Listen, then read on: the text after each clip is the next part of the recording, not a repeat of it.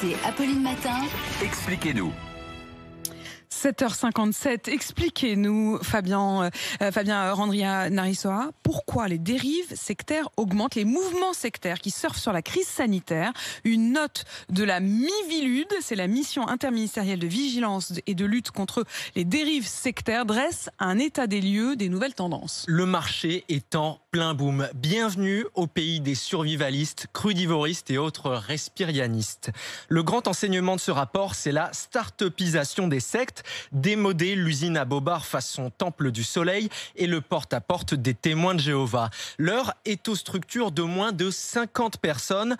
Le rapport de la Miviludes en dénombre 500. Ces nouveaux gourous sont devenus des experts du marketing numérique. Avec un arsenal qui va des groupes Facebook aux chaînes YouTube, en passant par les blogs, il n'a jamais été aussi facile d'être victime d'endoctrinement seul chez soi.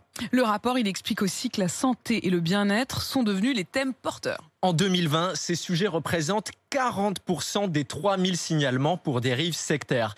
La crise sanitaire et existentielle représente un terreau extrêmement favorable au complot et aux médecines dites alternatives. Parmi les nouvelles tendances, le rapport cite notamment le respirianisme. La méthode formalisée par l'Australienne Hélène Grève n'est pas bien compliquée. Elle préconise un programme de 3 semaines pendant lesquelles ses adeptes sont appelés à réduire la quantité de nourriture et d'eau qu'ils ingurgitent et ensuite plus rien. D'après Hélène Grève, il serait possible de se nourrir exclusivement de lumière et d'oxygène. Bon appétit.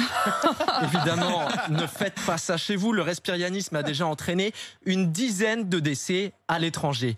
La Miviludes cite aussi l'exemple de la rockstar du crudivorisme, Thierry Casas-Novas, qui fait la promotion d'un régime à base d'aliments crus pour guérir du cancer ou encore de l'autisme. Il est le recordman des signalements, plus de 600 saisines à son encontre. Son compte YouTube, lui, comptabilise près de 523 000 abonnés. Et qui sont les victimes de ces prédateurs ? Parmi les 140 000 victimes que recense le rapport, les femmes seraient particulièrement touchées. Aïe. Elles sont plus souvent victimes de prédation sexuelle et souvent directement visées par l'explosion de contenu autour du bien-être.